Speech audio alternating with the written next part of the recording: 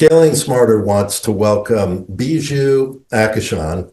He is CEO and founder of Radius Agent, which is a prop tech company, specifically real estate automation, and they have this Mel AI that just changes the game for real estate agents and brokerages. Welcome to the show, Biju. Thanks, David. Thanks for having me. So give us your genesis story for Radius Agent. Yeah, I've been in real estate since I graduated. This was back in '08 when I graduated from Carnegie Mellon in computer science and information systems.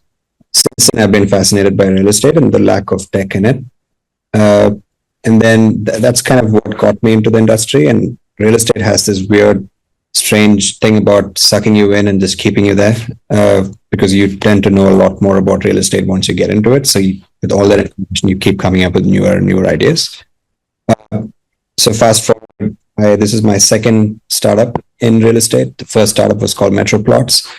We specialized in selling international properties, and we got an exit there and started Radius about 8-9 years ago. The whole idea of Radius was to bring in tech to real estate brokerages and making real estate brokerages more efficient by giving the right tools to real estate agents and having their customers go through a really good experience working with these agents. Give me some examples of the benefits that some of your brokerages and agents have gotten from real estate agents. The way you look at it, a real estate brokerage and a real estate agent, they have this workflow that a brokerage needs to support an agent on. And this workflow starts from lead gen to lead nurture to client management and client communication to offer and contracts and the whole documentation process all the way to close. So this is like a really large workflow. And traditionally, it's been like tech in all these different parts of the funnel. And it's like very tech. We're trying to build this one unified platform with a layer of AI on top of it, where we can get agents to do the entire flow and brokerages to manage the entire flow through our software. So one example would be like one of the AI features that we recently built is Mel can do prospecting for your agents. So let's say you have a team of 20 agents in your brokerage called David Real Estate. Mm-hmm. And we basically give you an assistant, an AI assistant that helps nurture leads on your agent's behalf, right? So all you need to do is load in a bunch of their contacts, database, and give Mel a goal. Say, hey, you need to like schedule a meeting. You need to schedule a property showing or whatever. And Mel would go after each of these contacts in parallel through email, through text, through in-app chat messages, and try and get that goal achieved on behalf of the agent. So our agents would just get a bunch of meetings lined up in their calendar from a database that Mel has worked on, right? So that's one of the features that saves a lot of time and just gets them a lot of meetings. So that's one way of increasing productivity. Another example of where we kind of decrease expenses and make the brokerage work more efficiently is all the documentation and auditing and all those processes that typically brokerages support agents on. They usually end up hiring a bunch of people doing all this traditionally. We replace that with technology where we keep automating a whole bunch of things. So we don't need a lot of people to support our agents because our tech takes care of this at scale. So that's huge for people who have done this work, just brute force in the past. Yeah. Looking in the next 12 to 24 months, what's your biggest bet for growth? New features, markets, partnerships? Yeah, so I mean, it's twofold. We keep being creative and innovative about what we're going to launch because there's like a big paradigm shift happening in technology right now. Everything that we're used to when we say technology, like for example, a CRM, right? Like everyone uses a CRM. But the way we perceive a CRM is changing because traditionally, CRM is only as good as the amount of work you put into it. Right. So you need to add your contacts. You need to set up email campaigns and rep campaigns. You need to add notes and reminders to it. And then it'll give you benefits, right? Like, oh, it's just a way of organizing your data. Now, if we were to build a CRM today, that's not how we would build it because there's an AI layer, an assistant who will take care of everything for you in managing the CRM, right? Like it'll listen in on calls and take notes for you. It'll automatically send an email. You don't need to set up an email campaign. It'll do all the work to managing a CRM. So that's happening in every single part of the workflow where traditional softwares are getting kind of outdated because of AI. Mm-hmm. So we're going to constantly innovate on that front and make existing softwares in real estate outdated and bring in a new layer and a new way of thinking where we can cut corners and make it super easy for agents to just use technology by just interfacing with AI. So that kind of dovetails into my next question. The real estate industry is moving fast on data-driven marketing, digital listings, and automation. Which market trends do you think will matter most, and how is Radius Agent positioning itself to stay ahead? Yeah, so I think the trend that is growing or catching up is us consumers. We're getting used to interfacing with AI, Mm-hmm. right? I mean, even a year ago, if you had a question, you would Google it. Now you would ask an AI, right? Like Right. anything, our mentality has changed completely. And then it's never going to stop. We're going to keep asking AI more and more things, and it's going to get smarter and smarter.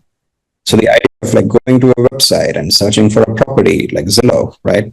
That might get outdated, right? Like you might just go ask Gemini or ChatGPT or whatever to like say, hey, recommend homes for me, and it starts recommending homes for you. So why do you need to go to a website, right?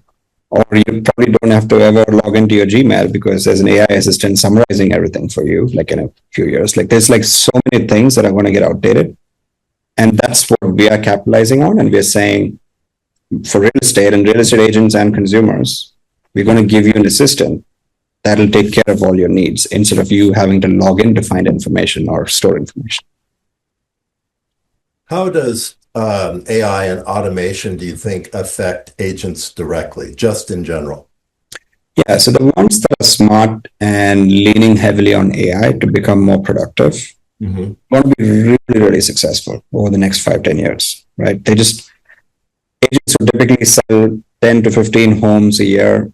I won't be surprised in 2 or 3 years, they sell like 50 to 60 homes a year, right? Because they just like using all these AI assistants to kind of take care of the repetitive things that they do and just focus on the ones that they cannot be replaced with, which is client interfacing and meeting clients and showing homes. Like those things cannot be replaced, but everything else can be optimized using AI. So if they can save all the time and have AI assistants work for them in everything, and they just do these client meetings and do the things that they're really good at, they're going to be really productive. So agents and brokerages, the ones that lean in heavily on AI would definitely benefit in the next 5 years. But on the other hand, the ones that don't are probably going to struggle, which means the number of transactions in our country would be the same every year. Like it could be plus or minus 500,000, 1 million, but the number is going to be always between 4 to 6 million, right?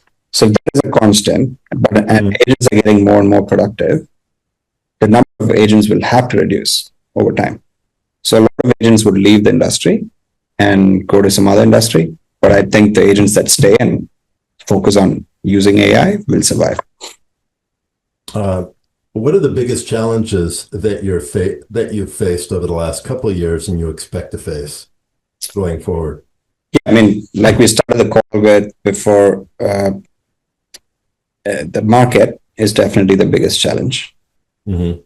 Uh, The market as in home sales. Home sales, the public markets.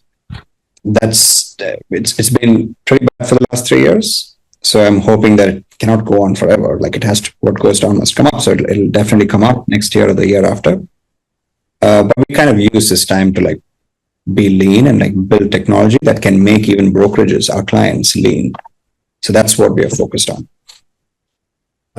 Now, millennials and Gen Z, I've heard statistics showing that they're less inclined to buy a home now than they were 10 years ago because affordability is just out of sight. And so they're starting to think this is not where my money should go. I'll just rent Yeah. And spend my money on investing or traveling or Yeah. nomading. Yeah. I'm a good example. Like I would just keep renting because I like the idea of like traveling Mm-hmm. to new cities, and that's not because of affordability. It's just like a lifestyle choice. I think more than affordability. I think that both of those things play a heavy factor there. Yeah, Yeah. and what this would lead to is like logically, if you think about it, there's obviously cities where properties are really expensive, and there's like cities where properties are really cheap. So Mhm. there's going to be like a big normalization that's going to happen where the city prices will probably come down only a little bit, but it's not going to like crash. But everywhere else where the property is like really affordable, people would start moving there. So it kind of mixes, right? Like your willingness to travel and being a nomad and your affordability kind of matches in like different parts of the city, which I think overall is good for the country because we don't want like a few cities doing well and the other cities not doing well. So we want every city to kind of have population come in. So I think that's going to happen. And what that will do is also make companies move to different cities, which means opportunities will move to different cities too. So we might see like a dip right now, but I think it'll normalize in the next 2 or 3 years and markets pick up. Well, here's a question that nobody seems to be able to answer for me. And home sales are down, prices are high, interest rates are high, and yet prices in big cities where the prices are high keep going up. Mm-hmm. Yeah, I mean, just And San San Francisco, Diego, Los Angeles, Phoenix, yep, they're either stable or going up. yep. I mean, I live in San Francisco, and I can explain why it's going up in San Francisco. Mhm. People are coming back, right? Like more and more people are moving to San Francisco, even though even the rentals are expensive and everything is Mhm. expensive, right? And the reason for that is the opportunity that you get in San Francisco is uncomparable, right? Mhm. Uh, living in San Francisco, working in a company in San Francisco, the learning that you would get from it is way higher than any other city, right? Like the experience, the people. Even if I go to a coffee shop, the conversations that I have is like very, very uh, educational, right? Everyone's Right. curious. Like there's like that energy, and that I'm guessing happens in all the major cities like New York, uh, San Diego, everywhere where like there's development happening. I think people value learnings and they're curious more, and that's why they're moving to these cities. Mhm. Traditionally, I think the previous generation they valued saving and like investing and like buying a house, and there's like that trajectory that they had. Now I think more people are just curious. They want to learn and they want to become better, and because there's this pressure internally of if I don't learn, then I'm going to be outdated. So they have to be in a place where I can maximize my learning. Is it expensive? Am I going to save anything? No, but I'm going to learn, which is going to help me in the future, which is why I think all the youngsters are moving to Mhm. these main cities. It's a good trade off, I think, because I follow that too. Because I think when I go back to like smaller cities or like meet people in smaller cities, like their mindset is extremely different, right? Like, but in San Francisco, I can just see everyone else. Like, there's like a stark difference, Mhm. uh, which I think is good for the generation. Well, I definitely love living in San Diego because it's just the open-minded kind of discussion and availability of people who are really smart and intellectual. Yeah, Uh, exactly. uh, but I do own my house, so but it would be very hard for me if I were starting out today to Yeah, basically find a path in yeah, because of how much you have to save yeah, and how much you're going to be paying in a mortgage. exactly. There's also other instruments that are doing well now. Like if you're back in early 2000s, I think buying a house would have been like the most sensible thing to do. Yeah. Now it's probably the second or third most sensible thing to do because there are other few other things that you can do that's even high risk but can give you better returns. So Mhm. the risk taking kind of mentality is gone up in general with people. Mhm. So they like investing in those things, and then houses become like a when you hit your 30, 35 and you have a family, that's when you want to buy a house type of thing, right? Like everyone had this dream of buying a house. Now it's that dream only starts happening when you like done everything else. Right. Right. So if somebody in the real estate industry wanted to get a hold of you, what's the best way to do that? I mean, I'm on social media, Instagram and LinkedIn. My email address is biju@radiusagent.com. That's spelled Biju for the At, people that are listening and not watching on YouTube. Biju at Radius Agent, just exactly how it sounds, .com. yes. Yeah, usually very quick at responding. I'm like a zero inbox person. So if anyone sends me a mail, I'll respond. Okay, and do you have a favorite book suggestion? I read a lot of management books in sports. Mm-hmm. One of my favorite books is the autobiography of Alex Ferguson, the man's. So why sports? And why in sports? I think it's mainly because teamwork plays a big role in sports, and having a good team always is the number one factor to success in sports. Mm-hmm. It's never individuals. It's about discipline, and like, so there's usually army and sports, like where like you have this focus on teamwork, and discipline. And if you listen to all the successful coaches, their podcasts and what they write in books, you find those two in common, and it's always inspiring to read that. Like, no matter, even if I read 20 books and all of them say the same thing, it's still inspiring, you know?